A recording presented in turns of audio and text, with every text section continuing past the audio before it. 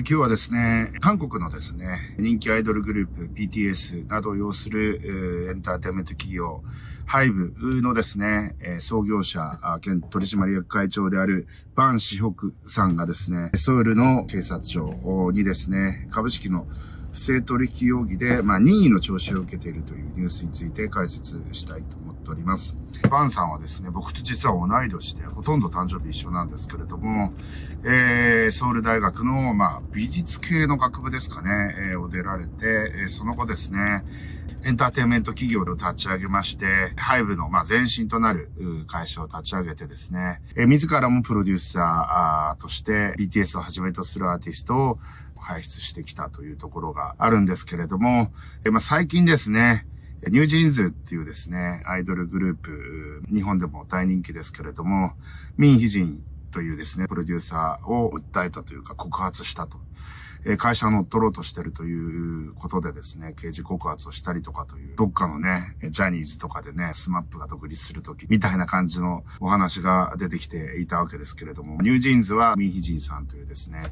アドールというですね、会社なんですかね。HYBEはその傘下にいくつもの中小のですね、プロダクションを要しておりまして、それぞれにプロデューサーがいて、ミン・ヒジンさんはですね、奴隷契約でHYBE側を告発したりとかですね、ニュージーンズはですね、そのプロデューサーと共にですね、HYBEグループから離れようとして、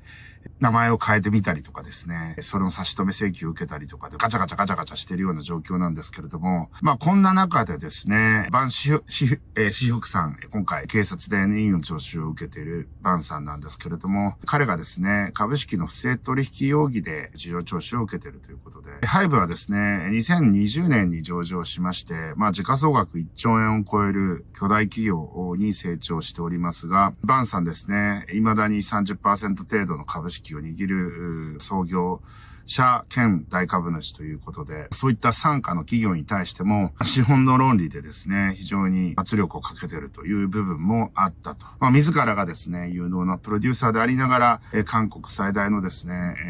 プロダクションを牛耳りながらですね、そうやって所属のアーティストにも圧力をかけていく部分があったりして、これがね、結構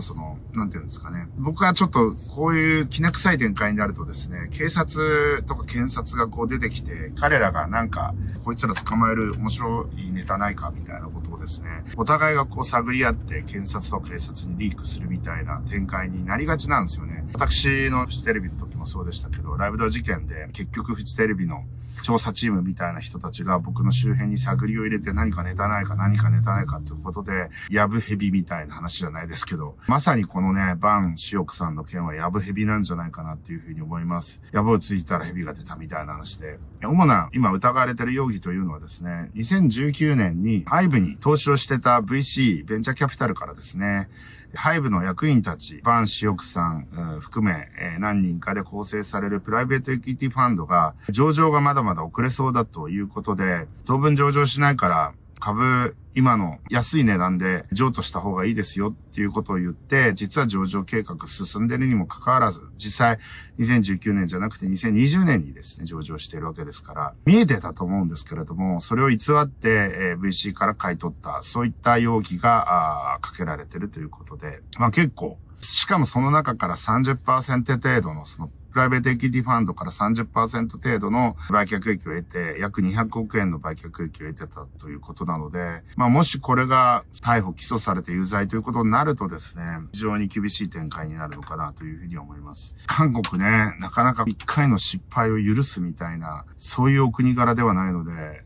大成功した天才大富豪プロデューサーが一気に地に落ちるみたいなストーリーの韓国人多分大好きなんで、これは結構やばいことになるのかなっていうふうに思います。ちょっとね、全然違いますけどね、ジャニーズ騒動、あれはちょっと性犯罪だったんであれですけれども、今回はちょっと経済犯罪ということで、もしかするとこれが有罪ということになればですね、実刑判決全然出てくると思うんで、審議はね、そういった裁判の資料とか見てみないとわからないんですけれども、非常にこれ、ヤブヘビ的にですね、HYBEの社内の内紛でお互い訴え返すみたいな状況の中でヤブヘビで、ヤブをつつったらヘビが出てきたという、そういうありがちな展開なんではないかなと、そういうふうに思っておりますということで、今日はこの辺で終わりたいと思います。いってらっしゃい。